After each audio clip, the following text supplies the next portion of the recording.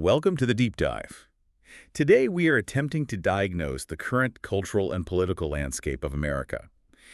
And our tool for this, the text we're unpacking, is a massive, really provocative 2024 book by Dempsey. Yeah, and the title really says it all. It does. It's titled Trump Again. How could America let this happen?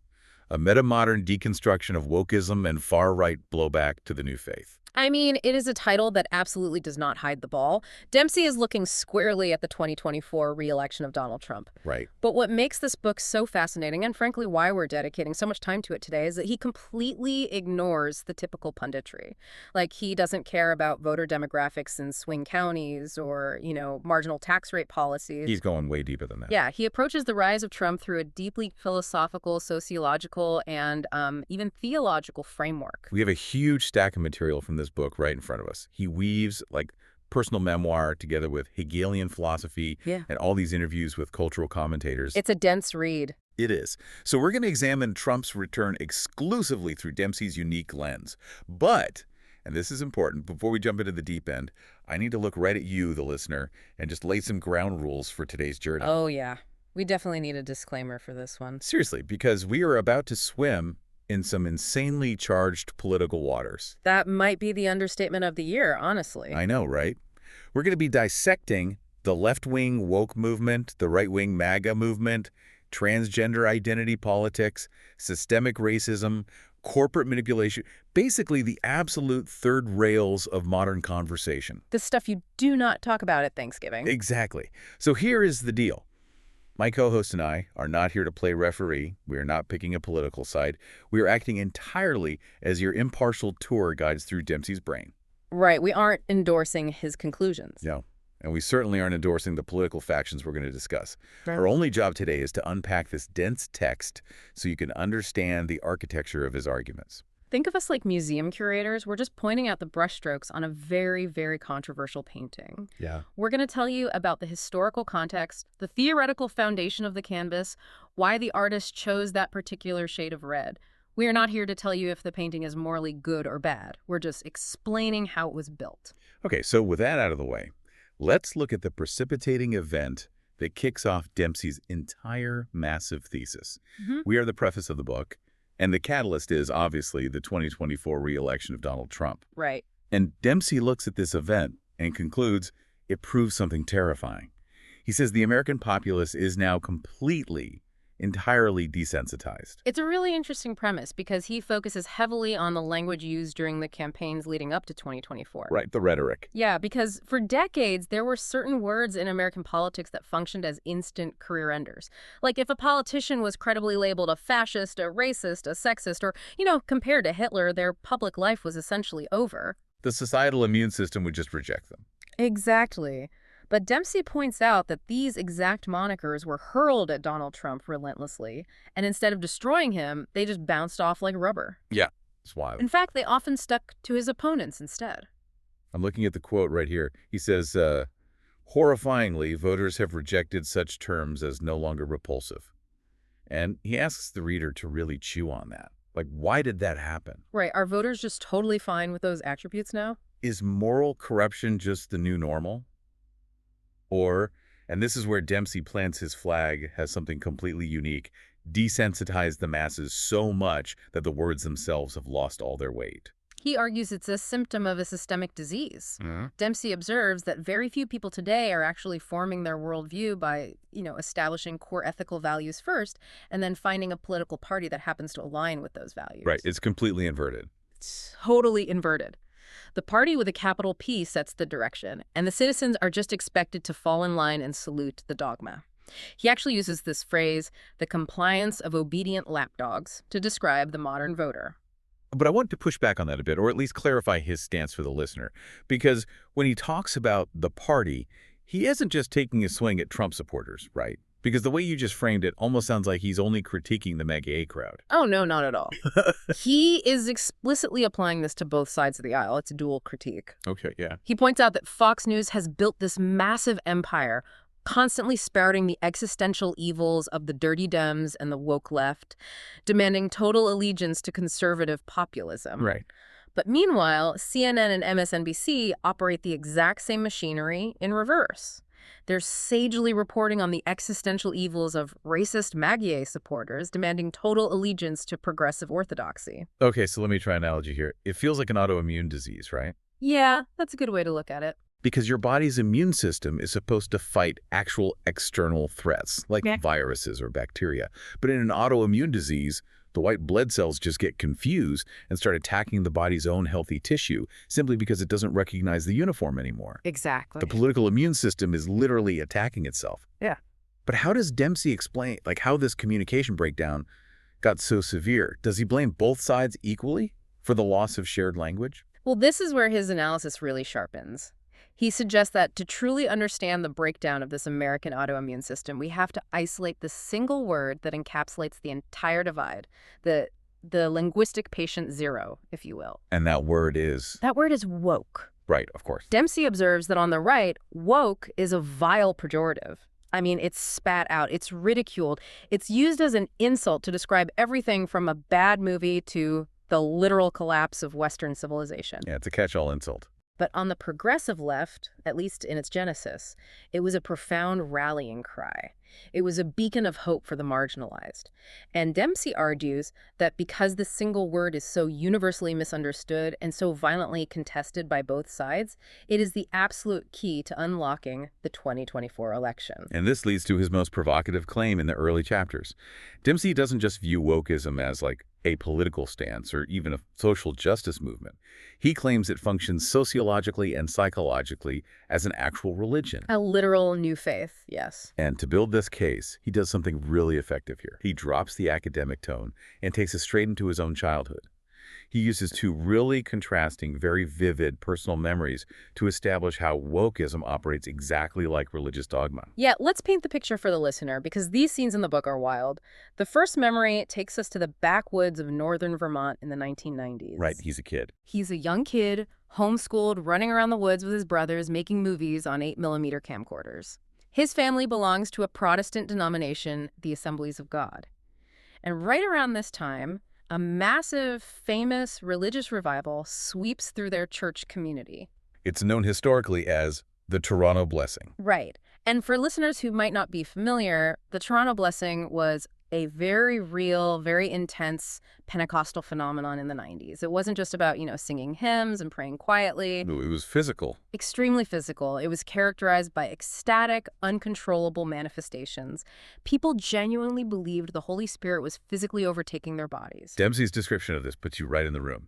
He describes walking into this packed, sweaty church service. The music is just deafening. And they actually have designated church deacons whose entire job is to act as people movers. Yeah, literal people movers. Literally dragging unconscious bodies out of the aisle so people don't trip over them. People are violently twitching, shaking, speaking in tongues. He says it looked like a battlefield, just bodies dropping everywhere. Wow. He specifically recalls looking down at a woman face down in the rough pile carpet, totally motionless. And as a kid, he just wondered if she had figured out a clever way to take a nap during church. That's such a kid reaction, too. But the crucial part of this memory isn't just the spectacle, right? It's Dempsey's internal reaction to it. Yeah. Because amidst all this chaotic fervor, young Dempsey steps forward to the altar to receive his blessing. He wants to feel it. He is totally open to the experience. Right, he's ready for it. Yeah. The pastor comes over, places a heavy hand on his forehead, and absolutely nothing happens. Nothing. Nothing. Dempsey doesn't feel the Holy Spirit. He doesn't fall down. His legs don't buckle. He just stands there totally sober while everyone around him is weeping and screaming in this ecstatic rapture. And he writes about this intense feeling of alienation. Yeah, he felt broken. He felt broken because he lacked the pure, blind, performative faith that everyone else seemed to possess so effortlessly. He was the outcast because he couldn't fake the twitch. Now, Dempsey asks the reader to hold on to that specific feeling of isolation because he fast-forwards several years to his time in college. He's working as a resident advisor and RA in the dorms, and he is sitting through a mandatory diversity and inclusion training session. This is the second memory, and the contrast is what really makes the book's pieces click into place. He's in this sterile classroom, right? And they are learning about systemic oppression. They're being taught the privilege pyramid. Yeah, standard RA stuff. Right. He's learning that capitalism is inherently a framework of oppression and that his mere existence as a white, straight, cisgender male places him at the absolute peak of this oppressive hierarchy. And it is vital to note his attitude here. Dempsey says he found these concepts deeply compelling. He wasn't resisting it. No, he believed in the goal of the training. He felt the material was compassionate and righteous. Just like at the church altar, he was a willing, eager participant. Until the open Q&A session. Man, the Q&A. Yeah, so the lecturer was discussing how the standard color of Band-Aids, that sort of peach Caucasian skin tone, is a symptom of insidious white supremacy. And a student in the back raises his hand and asks what Dempsey characterizes as a totally logical, data-driven question. Right. The student basically says, hey, since there are significantly more white people in the U.S. population, couldn't the production of peach Band-Aids just be a matter of demographics and resource allocation by a profit-driven corporation rather than, intentional systemic racism? And the reaction to that question is the entire crux of Dempsey's argument. How does the lecturer respond? Does he engage with the data? Does he debate the logic of corporate supply chains? No. He explodes. The lecturer essentially uses the student as a living, breathing example of white supremacy in action. He accuses the student of weaponizing white logic to silence the lived experiences of marginalized people, and he formally expels the student from the class. Dempsey describes watching this kid silently pack up his backpack and walk out the door, looking just utterly humiliated. And in that moment, Dempsey has a massive epiphany. He realizes that this diversity training is functioning identically to the Pentecostal revival of his childhood. That is his synthesis right there. In both environments, asking rational questions or failing to exhibit the exact, precise outward manifestation of pure, unquestioning belief led to immediate ostracization. Yeah, it's the exact same mechanism. Exactly. At the church revival, young Dempsey was the outcast for not speaking in tongues and falling down. In the college classroom, the student was the heretic for asking a statistical question in the face of dogmatic zealotry. Dempsey realizes that wokeism has transcended political philosophy. It has become a rigid faith structure. It has its own concept of original sin, its own high priests, its own heretics, and its own mechanisms for excommunication. I mean, I get the comparison to a church revival, the groupthink, the zealotry, but calling it an actual religion feels like a massive stretch to me. Doesn't a religion fundamentally require, a god? How does Dempsey justify calling a secular political movement a faith? That's the exact question he anticipates, and he answers it by pulling in Friedrich Nietzsche, specifically Nietzsche's famous 19th century declaration, "God is dead, and we have killed him." Okay, unpack that for us, because usually when people quote God is dead, they think it's this triumphant atheist victory lap, right? Right, but Nietzsche was actually terrified by it. He was warning us. Dempsey builds on this to argue that humanity is currently suffering from a catastrophic meaning crisis. A meaning crisis. Yeah. For thousands of years, human beings relied on religious faith to orient themselves. It dictated their morality, their community structures, their daily habits. It gave their suffering a purpose. Right. But as the Enlightenment, the scientific revolution, and modernity pushed traditional deities out of the public square, it left a massive, gaping void in the human psyche. Because we are biologically hardwired for meaning.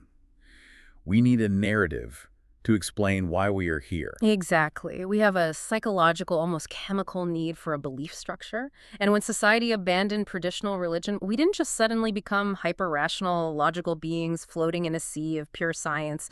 We couldn't handle the void. Yeah. So we built a new idol. Oh, I see where this is going. Dempsey compares it to the biblical story of the Israelites in the desert. Moses goes up Mount Sinai for too long, the people get anxious, they feel abandoned, and because they desperately need a physical manifestation of their faith to worship right now, they melt down their gold jewelry and build a golden calf. Wow. Okay, so wokeism is the new golden calf.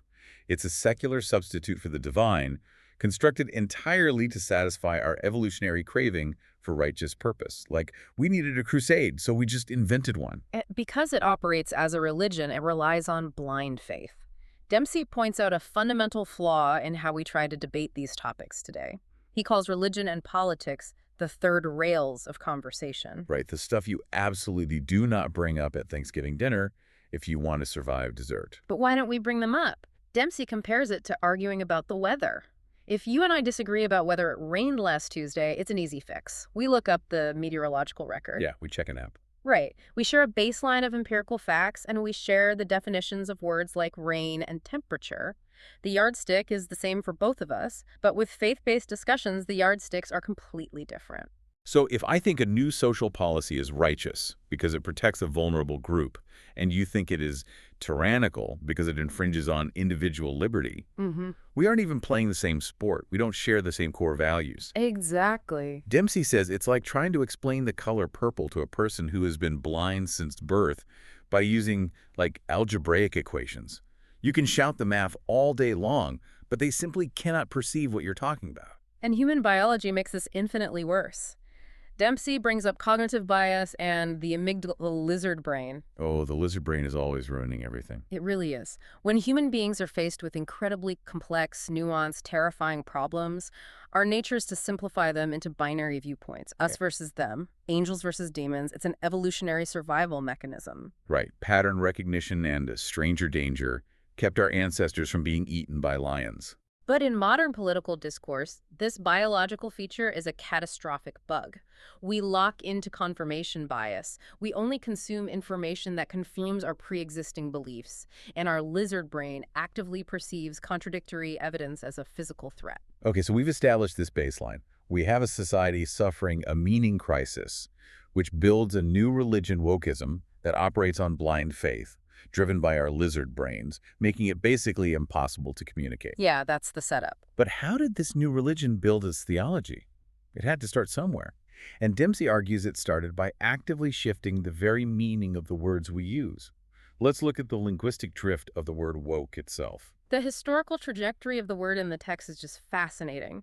According to Dempsey's timeline, its first recorded use in a modern socio-political context was way back in the 1930s. Really? That early? Yeah, it was used by a black union leader in a pamphlet discussing discriminatory pay practices. The exact quote in the pamphlet was, "We were asleep, but we will stay woke from now on." That is a very clear, highly specific call to awareness. It meant be alert to racial prejudice in labor practices within the African American community. And it stayed almost exclusively within the black community for decades. It did. Then the book notes that in 2008, Erykah Badu used the lyric, "I Stay Woke," in her song Master Teacher. But the real explosion happened in 2014, following the police shooting of Michael Brown in Ferguson, Missouri. The words surged into the mainstream public arena alongside the Black Lives Matter movement. But here is where the linguistic drift, the semantic satiation, really takes over.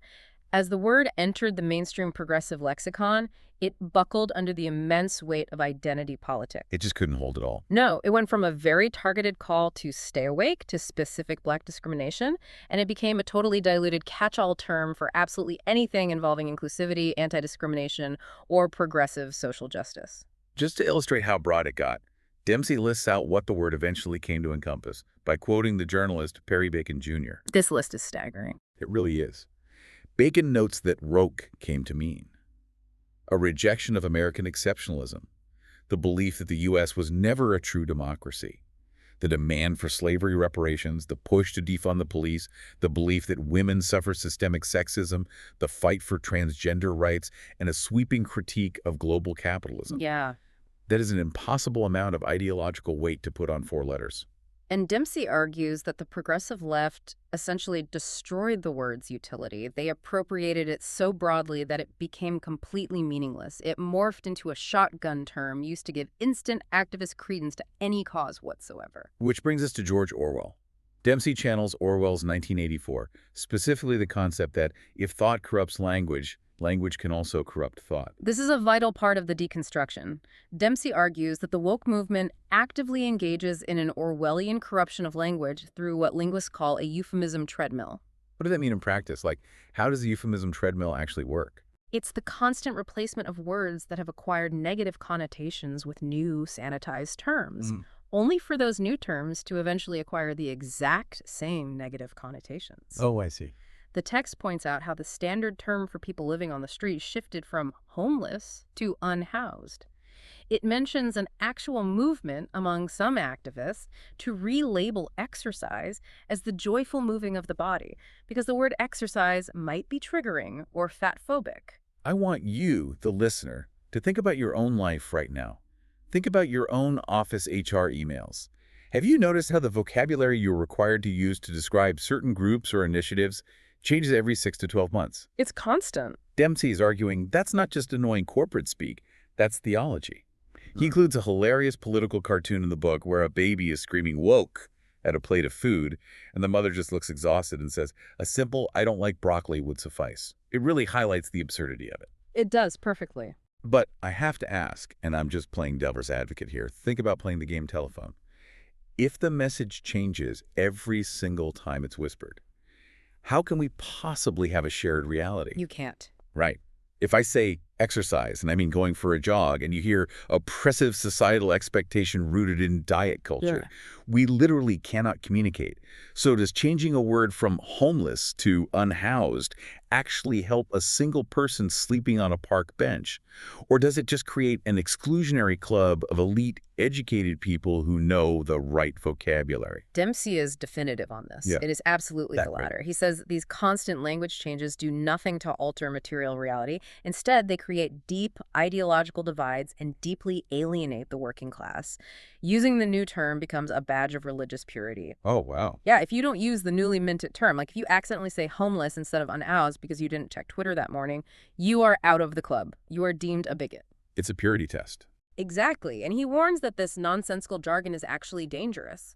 For example, he notes that if a medical doctor uses highly politicized woke jargon during a checkup, a conservative patient might completely dismiss their actual life-saving medical advice, writing it off as the woke mind virus. So we have a total breakdown in shared language, driven by this new religious fervor.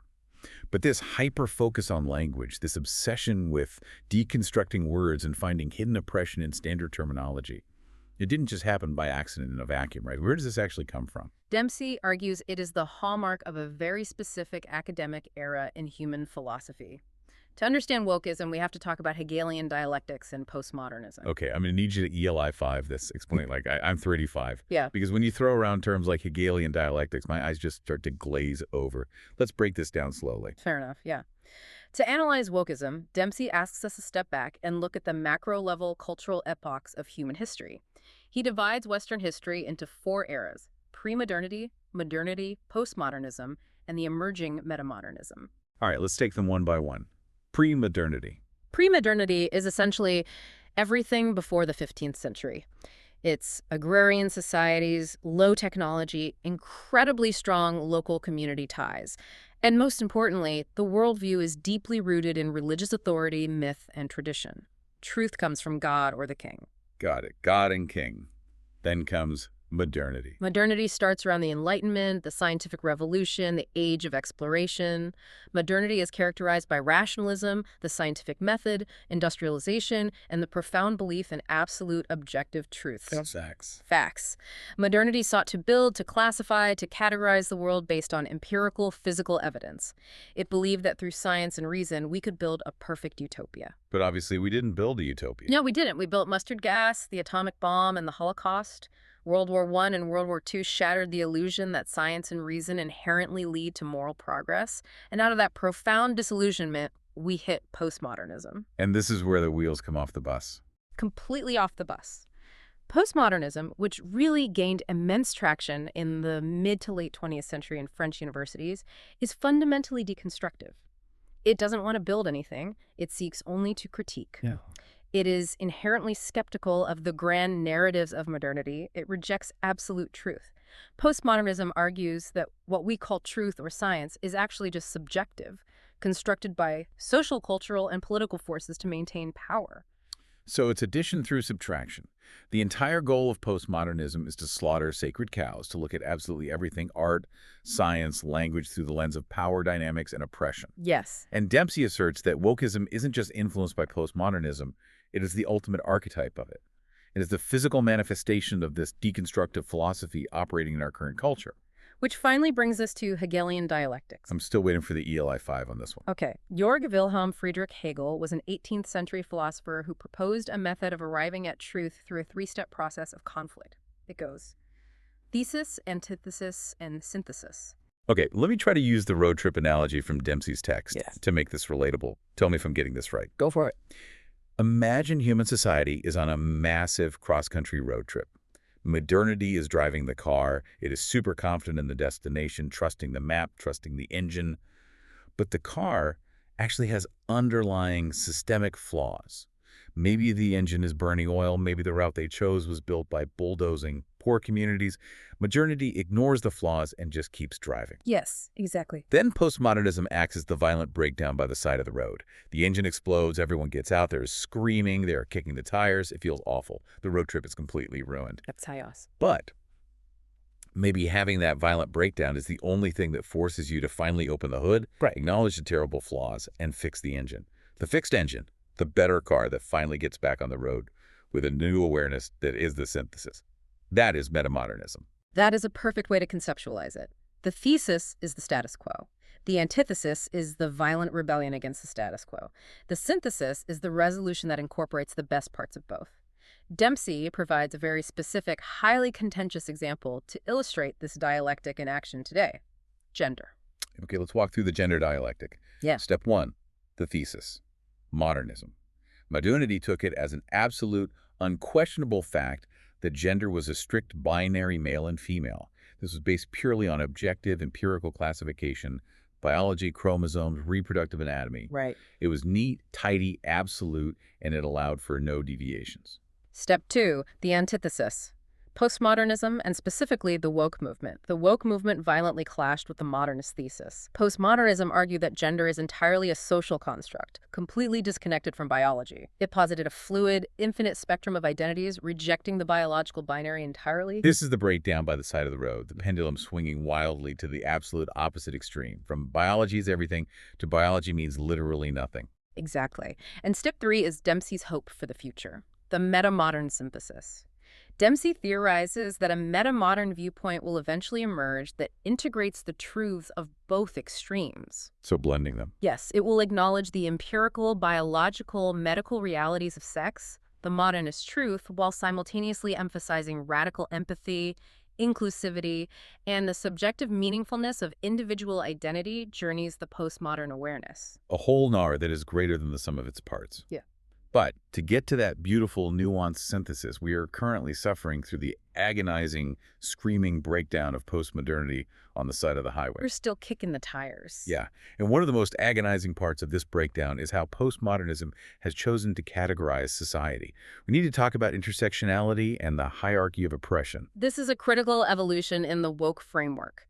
The concept of intersectionality was originally coined by the legal scholar Kimberly Crenshaw in 1989, and it's important to understand her original premise because it was highly analytical and very useful in the context of law. Yeah, let's explain that, because intersectionality gets thrown around a lot today without any context.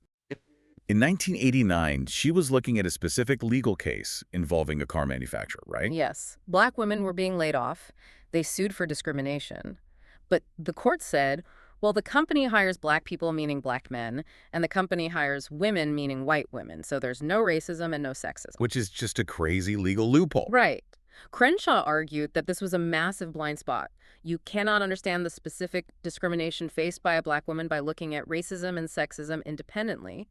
The intersection of those two identities creates a unique, compounded form of systemic disadvantage. It makes total sense. It was a scalpel, a legal tool to understand complex social dynamics.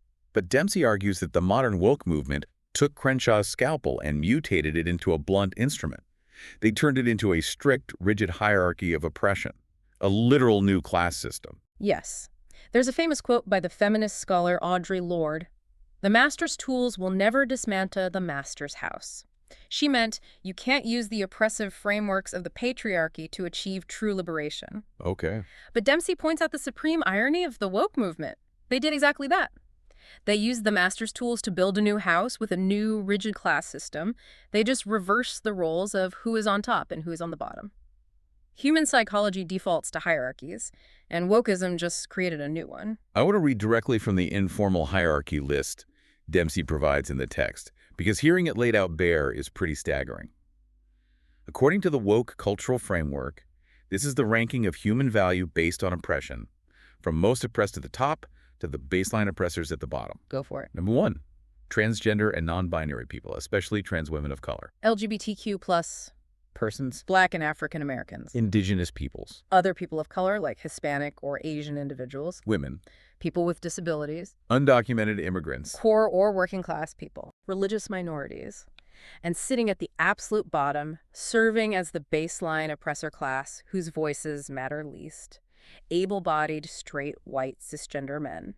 What's truly fascinating and tragic about this ranking is the immense internal tension it creates among the very groups it claims to protect. Dempsey notes that this hierarchy inevitably pits marginalized groups against each other in a battle for resources and cultural cachet.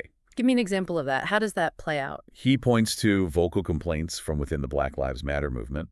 There are activists who argue that the specific urgent life-or-death struggles of Black men, such as disproportionate police brutality and mass incarceration, are being actively sidelined by progressive advocacy groups and left-leaning media. Sidelined for what? For transgender advocacy, simply because transgender individuals rank higher on the oppression hierarchy.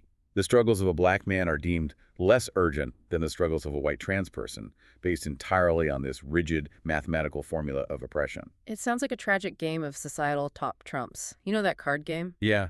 You hold up your card, and whoever has the highest stat wins the hand.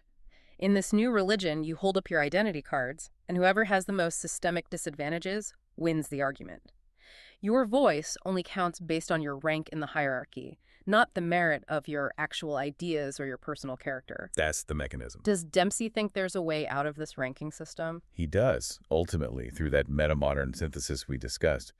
But before he gets there, he illustrates just how damaging this hierarchy has been, particularly regarding the issue of race. He makes a very bold claim. This hyper-focus on identity has completely reversed the goals of the civil rights movement. This brings us to what he calls the racism reversal. To explore this, Dempsey contrasts two major, very famous voices in this space. Robin DiAngelo, the author of the massive bestseller White Fragility, and John McWhorter, a Black linguist and the author of Woke Racism. Let's start with DiAngelo, because her work is the bedrock of the modern woke framework on race. Dempsey frames her essentially as the lead theologian for the new religion. Right. Her core premise in White Fragility is that white racism is inescapable. It is an ambient system of power and privilege that all white people are socialized into from birth, regardless of their personal intentions, their friendships, or their conscious beliefs. So, tying it back to religion, it's the new original sin. It's Calvinist total depravity. Precisely. And just like original sin in medieval religious traditions, you can never truly cure yourself of it. DiAngelo argues that white people must constantly embrace discomfort. They must constantly interrogate their own complicity in white supremacy. Wow, so there's no way out. There is no finish line. There is no absolution. There is only perpetual, exhausting penance. And then on the other side of the ring, Dempsey brings in John McWhorter. McWhorter argues that this woke ideology, as preached by DiAngelo, is deeply destructive to the very people it claims to help. He says it infantilizes Black Americans. Yeah, he's very critical of it. He argues it assumes they are perpetually, fundamentally victimized and weak, and that they require white people to undergo some sort of massive psychosocial reprogramming in order for Black people to succeed in life. McWhorter explicitly calls this form of anti-racism a new religion. He argues that it actually damages Black communities by setting up minority students for failure, teaching them that the system is so rigged against them that effort is futile. That's so damaging. And by passing harmful performative policies that don't address root economic issues. Dempsey uses this sharp contrast to make a profound point about cultural regression. I want you, the listener, to pause and think about Martin Luther King Jr.'s 1963 "I Have a Dream" speech. We all know the line. "I have a dream that my 4 little children will one day live in a nation where they will not be judged by the color of their skin, but by the content of their character." The North Star of the movement. Exactly. That was the North Star for decades. A colorblind society where race simply didn't dictate your destiny or your worth. But Dempsey claims the woke movement has consciously, deliberately abandoned MLK's dream. He argues that instead of trying to ameliorate divides and move past race, postmodern society, fueled by its woke, spiritual fervor, chooses to pour gasoline on the flames of racial tension. It's doing the opposite. Yeah, it hyper-focuses on what separates us. It demands that we return to judging absolutely everyone primarily by the color of their skin and their position on the intersectional hierarchy. To back this up, Dempsey points to Gallup polling data. He notes that from roughly 2001 to 2014, race relations in the U.S. were generally seen positively by the majority of Americans across demographics. Right. Things were trending up. But right after 2015, mirroring the exact timeline of the rise of mainstream wokeism and aggressive identity politics, that perception absolutely plummeted. He argues the movement hasn't fixed racism, it has actively magnified racial polarization. And this internal fracturing, this obsession with identity categories, isn't limited to race. It has deeply, perhaps fatally complicated the feminist and LGBTQIA+ movements as well. When you prioritize identity above all else, the umbrella of solidarity eventually starts to tear. Let's look at those factions and fractures. Dempsey spends time discussing the expansion of the traditional women's rights movement. Historically, feminism fought for biological women's equality in the workplace, bodily autonomy, suffrage, things rooted in the physical reality of being female. Correct. But as it expanded into new woke feminism, it led to massive, incredibly toxic clashes with transgenderism. The most prominent, globally recognized example Dempsey uses is the controversy surrounding author J.K. Rowling. The push for trans rights, specifically the inclusion of trans women in traditionally biological women's spaces like domestic abuse shelters or sports, directly clashed with traditional feminists. Right. Rowling essentially argued that woman is not a costume and emphasized the importance of acknowledging biological realities to protect vulnerable women. And for stating what would have been considered a boring biological truism 10 years prior, she faced immense vitriolic backlash. Oh, massive backlash. She was labeled a TERF, a trans-exclusionary radical feminist, by the woke adherents. It was a literal excommunication from the progressive church. It's a perfect example of the Hegelian dialectic clash happening in real time. The thesis of biological feminism clashing with the antithesis of gender ideology.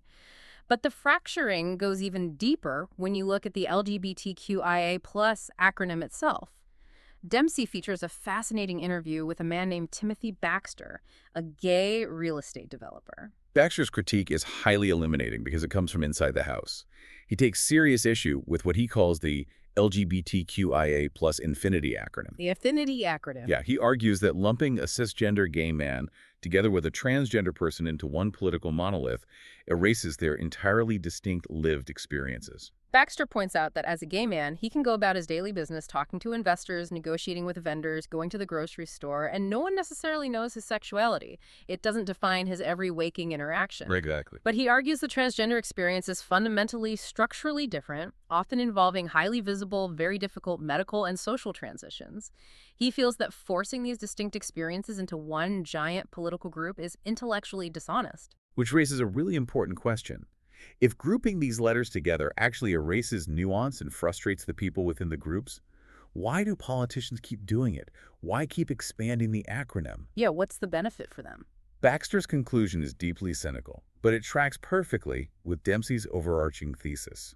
He argues that the Democratic Party, specifically the elite, wealthy donor class, uses identity politics as a weapon of mass distraction.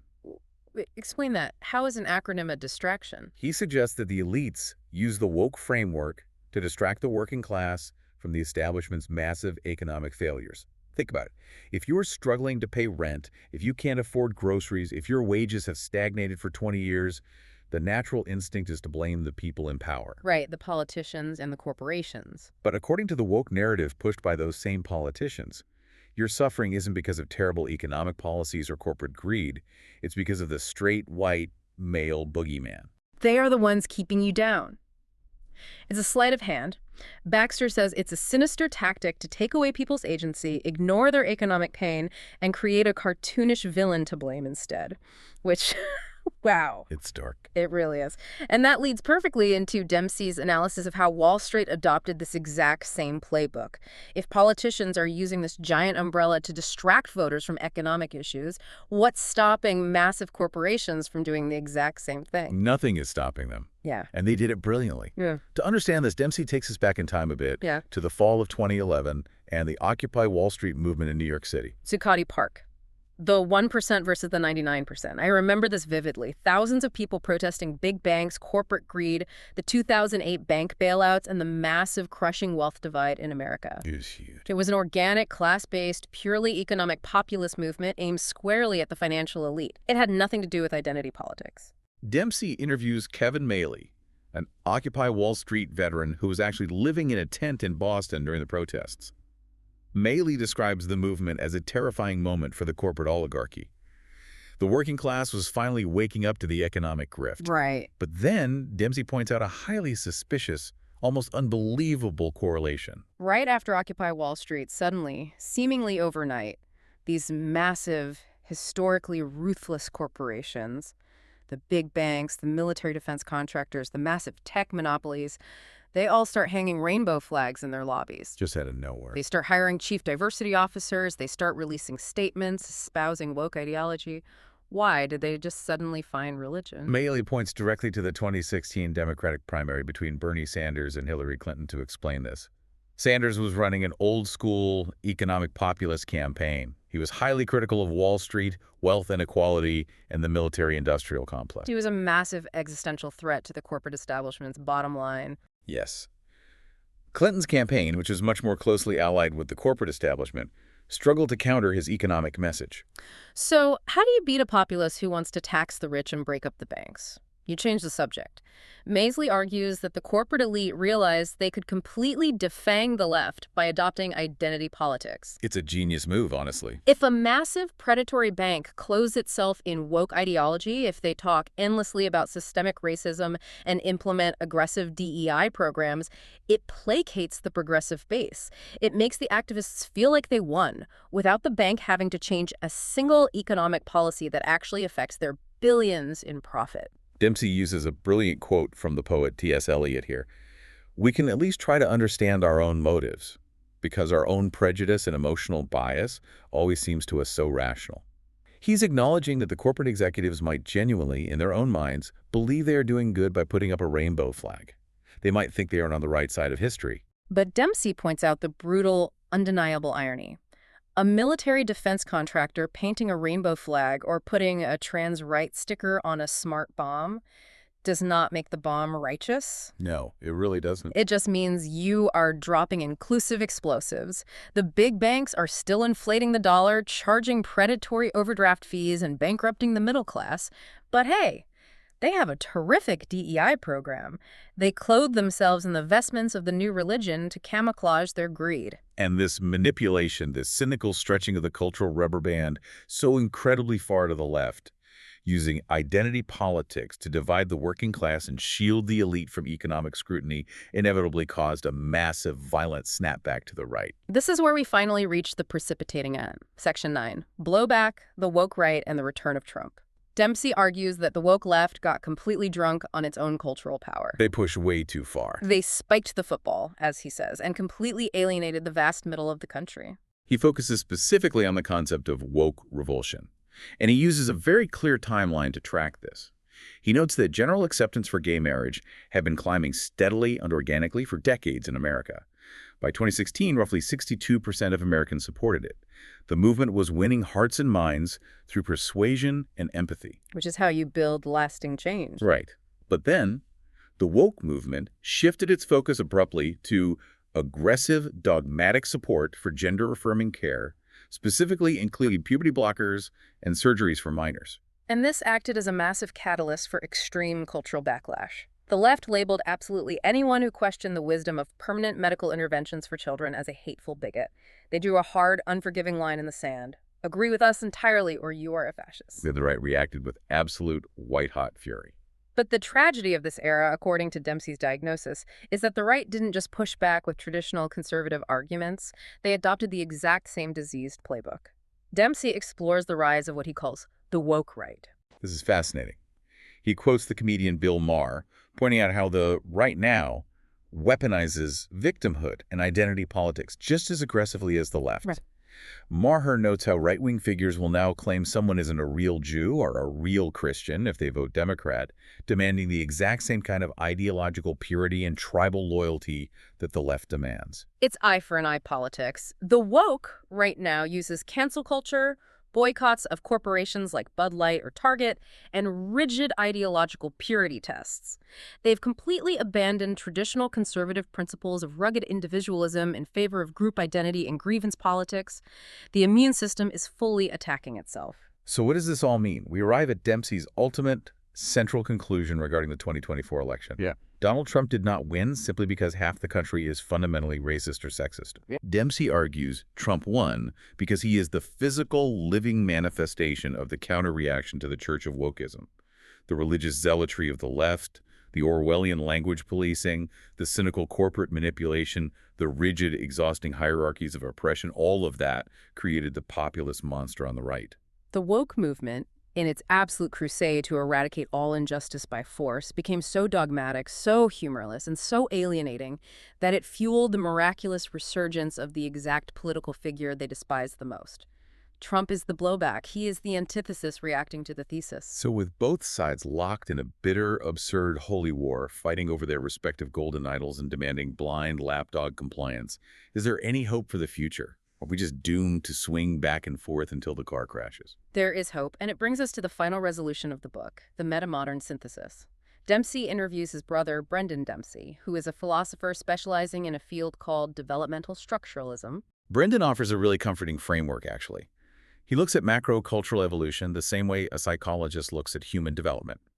If pre-modernity was our societal childhood, where we were totally reliant on parent figures, myths, and tradition to tell us what to do, and modernity was our teenage years, where we focused on building, classifying, and rebelling through science and reason, Then postmodernism is the violent, rebellious, hormonal phase of puberty.